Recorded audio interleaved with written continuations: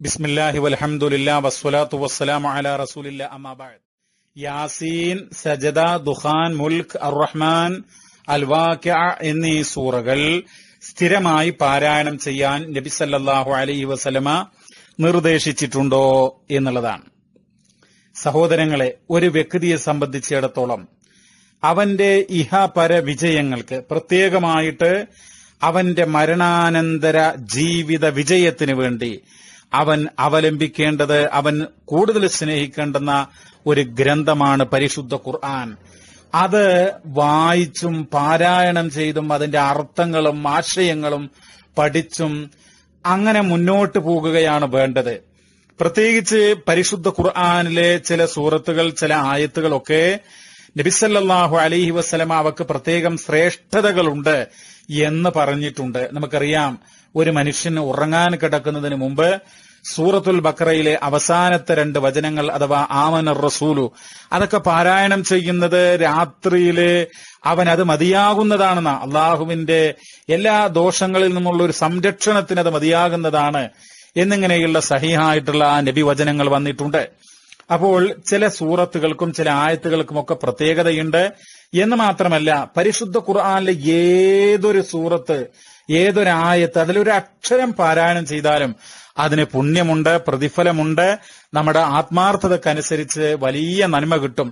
എന്നാൽ നമ്മുടെ നാട്ടിലൊക്കെ ചില ആളുകൾ പറഞ്ഞുകൊണ്ടിരിക്കുന്നത് ചില സൂറത്തുകൾ, അഥവാ ഇവിടെ സൂചിപ്പിച്ചതുപോലെ സൂറത്തു ദുഖാൻ, അൽ-വാഖിഅ, അർ-റഹ്മാൻ, അൽ-മുൽക്ക്, യാസീൻ, സജദ, ഇങ്ങനെ 5-6 സൂറത്തുകൾ പ്രത്യേകിച്ച് ഓതുന്നത് പ്രത്യേകം പുണ്യമാണ്, ദാരിദ്ര്യമുണ്ടാവുകയില്ല എന്നൊക്കെ പറഞ്ഞുകൊണ്ട് അതിന്റെ പ്രത്യേകമായ പോരിഷകൾ പറഞ്ഞുകൊണ്ട് ജനങ്ങളെ പഠിപ്പിക്കുകയും നമ്മുടെ നാട്ടില് അനവധി ആളുകൾ എന്നും വൈകുന്നേരമായി കഴിഞ്ഞാൽ, മഗ്രിബ് കഴിഞ്ഞാൽ ഇത് ഓരോ വീടുകളിലും പാരായണം ചെയ്യുന്ന ഒരു സ്ഥിതിയുണ്ട്. എന്റെ പ്രിയമുള്ളവരെ, നമ്മൾ മുസ്ലിങ്ങൾ എന്നുള്ള നിലക്ക് നമ്മളൊരു കാര്യം ചെയ്യണമെങ്കിൽ അത് അല്ലാഹു തആല പഠിപ്പിച്ചിട്ടുണ്ടോ, മുത്ത് നബി സല്ലല്ലാഹു അലൈഹി വസല്ലമ പഠിപ്പിച്ചിട്ടുണ്ടോ എന്ന് ചിന്തിക്കേണ്ടതുണ്ട്. നിങ്ങൾ നോക്കൂ, ഞാൻ ഈ 6 സൂറകൾ അഥവാ സൂറത്തു യാസീൻ, സൂറത്തു സജദ, സൂറത്തു ദുഖാൻ, സൂറത്തുൽ മുൽക്ക്, സൂറത്തുർ റഹ്മാൻ, സൂറത്തുൽ വാഖിഅ എന്നീ സൂറകൾ സ്ഥിരമായി പാരായണം ചെയ്യാൻ നബി സല്ലല്ലാഹു അലൈഹി വസല്ലമ തങ്ങൾ നിർദ്ദേശിച്ചിട്ടുണ്ടോ എന്ന് ചോദിച്ചാൽ നിർദ്ദേശിച്ചിട്ടില്ല. ഒരു കിതാബിലും, അള്ളാന്റെ കിതാബ് പരിശുദ്ധ ഖുർആനിലോ മഹാനായ നബി സല്ലല്ലാഹു അലൈഹി വസല്ലമയുടെ സ്വഹീഹായിട്ടുള്ള നബിവചനങ്ങൾ എഴുതപ്പെട്ടുള്ള ഗ്രന്ഥങ്ങളുണ്ട്.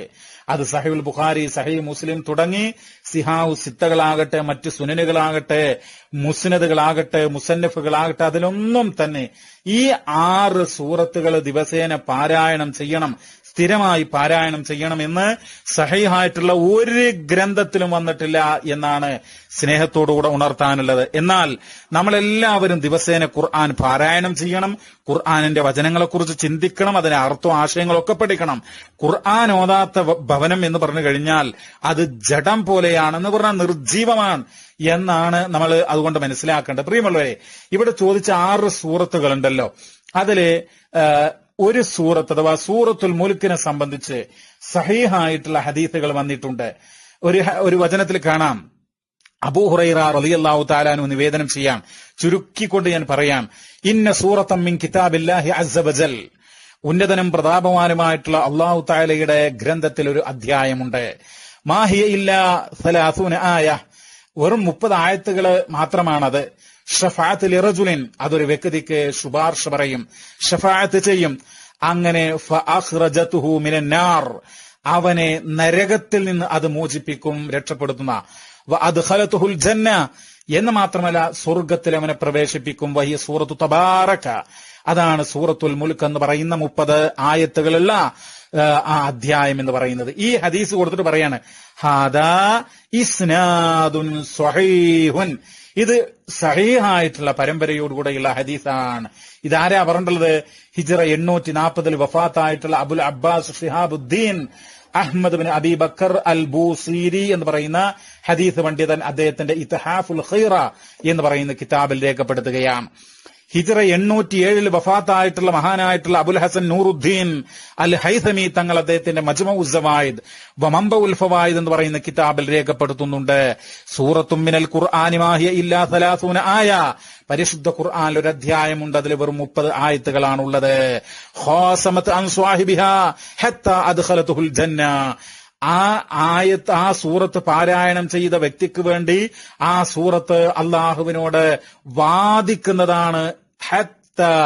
അദ്ഖലതുൽ ജന്ന, അവനെ സ്വർഗത്തിൽ പ്രവേശിപ്പിക്കുന്നത് വരെ. വഹിയ സൂറത്തു തബാറക, അതേതാണ് അധ്യായം?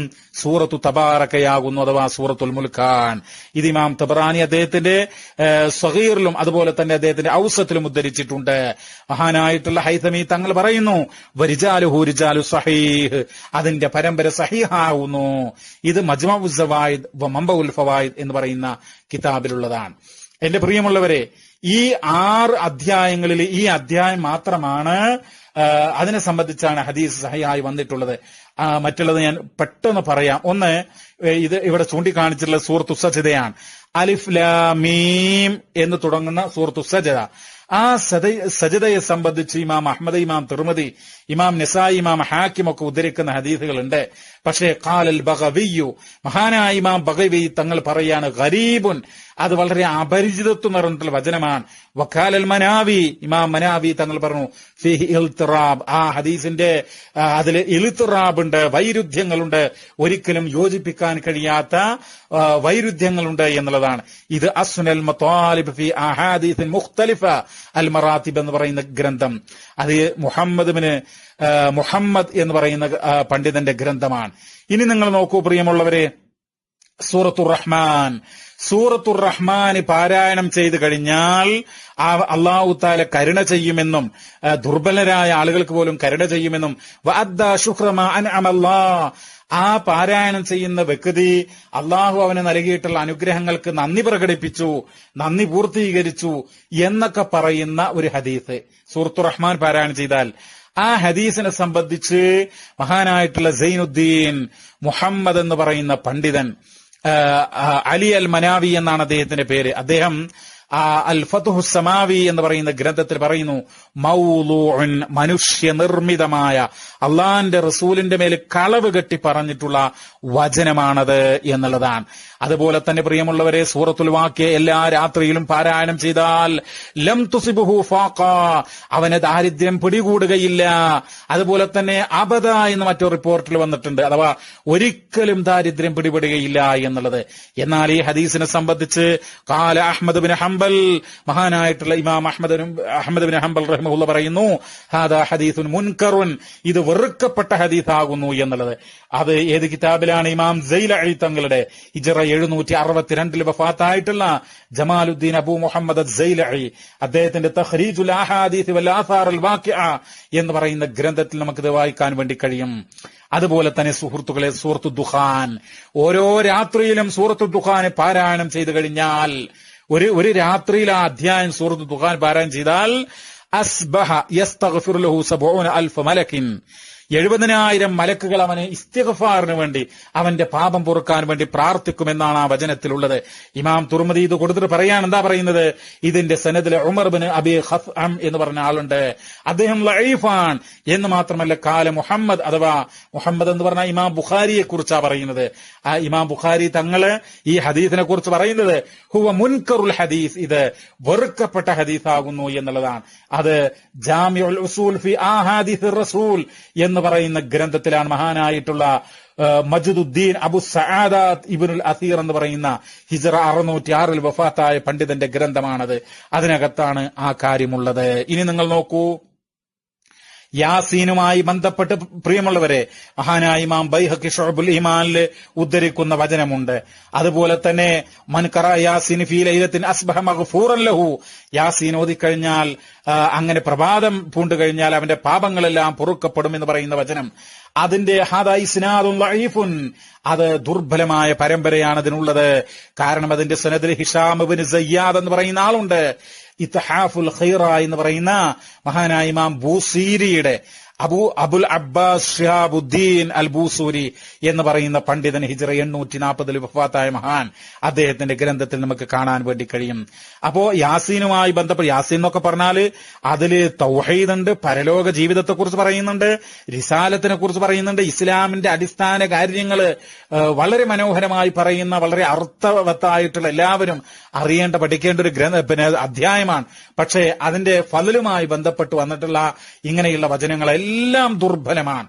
അതുകൊണ്ട് ഈ സൂറത്തുകൾ 6 ദിവസേന പാരായണം ചെയ്യണം എന്ന് പറയുന്ന മുഴുവൻ ഹദീസുകളും തെറ്റാണ് എന്ന് മനസ്സിലാക്കുക. അതിൽ സൂറത്തുൽ മുൽക്ക് അത് മാത്രമാണ് ആ വിഷയത്തിൽ സഹിയായി വന്നിട്ടുള്ളത് എന്നാണ് ഉണർത്തുവാനുള്ളത്. ഖുർആനിന്റെ ഈ അധ്യായങ്ങൾക്ക് മോശമുള്ളത് കൊണ്ടല്ല, അള്ളാഹുവിന്റെ കിതാബിലെ അധ്യായങ്ങളാണ്. അതിന് വളരെ മഹത്വമുണ്ട്, ഓരോ ഹർഫിന് മഹത്വമുണ്ട്.